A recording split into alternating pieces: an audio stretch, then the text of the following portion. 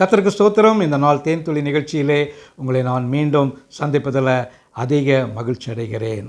நாம் சமாதானம் என்கிறதான தலைப்பில் பார்த்து கொண்டு வருகிறோம். இந்த சமாதானம் நமக்கு இயேசு கிறிஸ்துவினுடைய மரணத்தின் மூலமாகவும் அவருடைய உயிர்த்தெழுதல் மூலமாக நமக்கு ஈவாக தேவனாலே கொடுக்கப்பட்டது.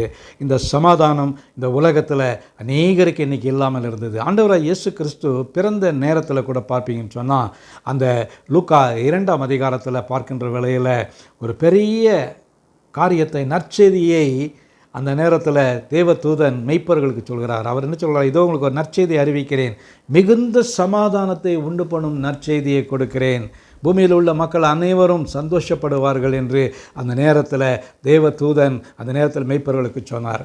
ஏனென்று சொன்னால், அந்த நேரத்தில் சமாதானம் இல்லாத ஒரு வாழ்க்கையை வாழ்ந்து கொண்டிருந்தார்கள். ரோமருடைய பிடியிலே சிக்கிக்கொண்டு எந்த விதத்திலும் ஒரு சமாதானம் இல்லாத ஒரு வாழ்க்கை, ஒரு நெருக்கடியான ஒரு வாழ்க்கை, இருள் சூழ்ந்த வாழ்க்கை, அவர்களுக்கு எந்த பக்கத்திலும் அவர்களுக்கு ஒரு விடிவு விமோசனம் இல்லாத ஒரு வாழ்க்கை வாழ்ந்து கொண்டிருந்தார்கள். அப்படிப்பட்ட நிலையில தான் தேவன் இந்த உலகத்துக்கு அவர் முதல் சொன்ன காரியமே, சமாதானத்தை நான் கொண்டு வந்திருக்கிறேன். அவர் இந்த உலகத்தில் சமாதானத்துக்கு நற்செய்தியை அறிவிக்கிறோம் என்று தேவதூதர்கள் மூலமாக அந்த அறிவிப்பு வந்தது. அதே அறிவிப்பு இன்றைக்கும் உங்களுக்கும் எனக்கும் கூட தேவன் அதை கொடுத்து கொண்டு வருகிறார். இன்றைக்கி பார்க்கணும்னு சொன்னால், இந்த சமாதானம் அத்தியாவசியமான ஒரு காரியமாக இருக்கிறது. நமக்கு மிக மிக தேவை. அந்த சமாதானத்தை பற்றி பிடித்து கொள்ளுவோம் என்று சொன்னால், இயேசுதான் நம்முடைய சமாதான காரணராய் இருந்தார். அவர் அந்த சமாதான காரணராய் இருந்து தேவனுக்கும் மனிதனுக்கும் இடையே இருந்த பிளவில், அந்த எல்லா காரியத்திலும் ஆதாமிலிருந்து இயேசு கிறிஸ்து காலம் வரைக்கும் அந்த சமாதானம் இழந்து போன மக்களுக்கு சமாதான கர்த்தராக இருந்து அவர்களுக்கு ஒரு பெரிய ஆசீர்வாதத்தை கொடுத்தார், உலக சமாதானத்தை கொடுத்தார். இன்னைக்கு உலகத்தில் பல இடங்களில் சமாதான குறைவு இருக்கிறது, போர் நடந்து கொண்டிருக்கிறது. ஆகவே இந்த போர் நடந்து கொண்டிருக்கிற வேளையில் ஒரு விடிவு கிடைக்க வேண்டும். இன்றைக்கு இந்த 21ஆம் நூற்றாண்டிலும் சமாதானம் இல்லாமல் அநேக தேசங்கள் இருந்து கொண்டிருக்கிறது.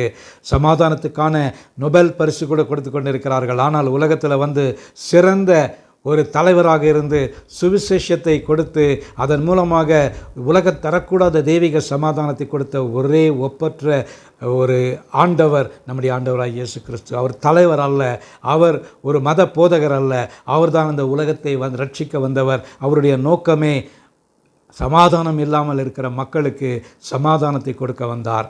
ஆகவே இந்த வேளையில் ஒருவேளை கேட்டுக்கொண்டிருக்கிற உங்களிலே ஒரு சிலர் சமாதானம் இல்லாமல் இருக்கலாம், ஒரு சமாதானம் இல்லாத, நிம்மதி இல்லாத ஒரு வாழ்க்கை வாழ்ந்து கொண்டு இருக்கலாம். உங்களுக்கும் ஆண்டவராகிய இயேசு சமாதானத்தை கொடுக்க வல்லவராக இருக்கிறார். அவருக்கு கொடுக்கப்பட்ட பெயர் சமாதான பிரபு. அந்த சமாதான பிரபு இன்றைக்கும் உங்களுக்கு தேவையான எல்லா சமாதானத்தையும் உங்களுக்கு கொடுக்க வல்லவராக இருக்கிறார். ஆகவே அவரை நோக்கி பார்ப்போமா? நல்ல ஆண்டவரே, சமாதானத்துக்கு காரணராகிய ஆண்டவரே, ஆண்டவரே, எங்களுக்கு நீர் இந்த ஒப்பற்ற சமாதானத்தை இன்று தர வேண்டுமா ஜெபிக்கிறோம். இந்த சமாதானத்தை நீர் சிலுவையிலே சிந்தின இரத்தத்தினாலே, உயிர்த்தெழுதனுடைய வல்லமையினாலே ஆண்டவரே இன்று கொடுத்திருக்கிறீர். ஆனால் சத்துருவானவன் இன்றும் அதை பறித்து கொண்டிருக்கிறான் ஐயா.